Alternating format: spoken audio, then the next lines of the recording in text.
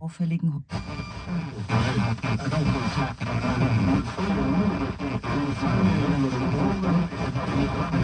social alerte le porte-parole de l'association Droit au logement, l'un des organisateurs de la manifestation.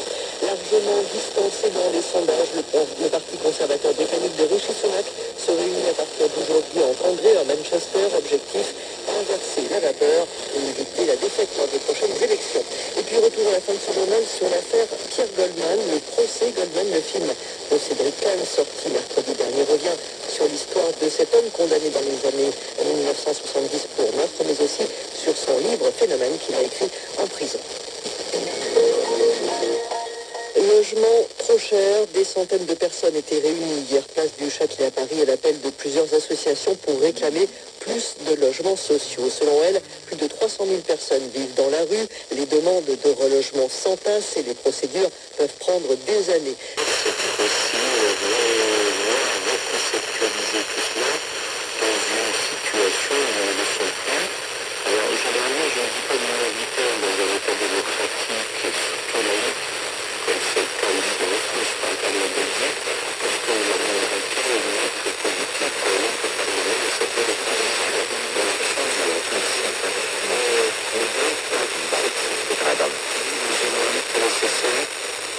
Oui, elle est absolument nécessaire. Je ne pense pas que ce soit d'ailleurs une question qui concerne que les sociétés occidentales. Certes, elle concerne la droit à pied, mais pas que. Et donc, ça s'applique du paradigme hégémonique, et quand on dit majoritaire, je pense que hégémonique est plus adéquat. C'était vraiment l'idée que l'islam, et on peut faire le parallèle jusqu'à un certain point avec le christianisme d'ailleurs, a été pensé théologiquement, jurisprudentiellement,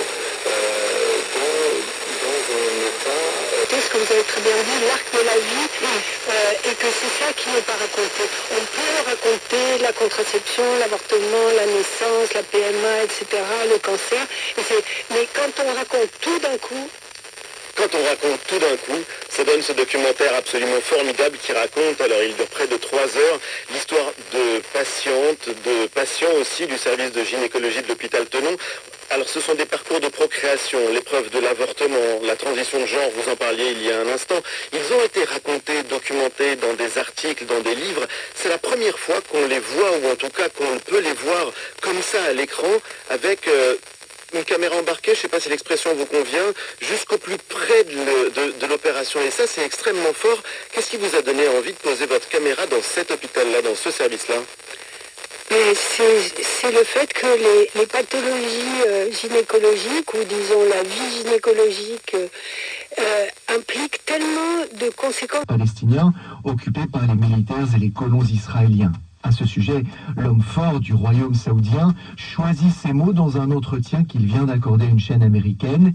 Il parle d'un accord qui permettrait, je cite, de faciliter la vie des Palestiniens et de subvenir à leurs besoins. Il n'est donc plus question des droits, mais des besoins des Palestiniens.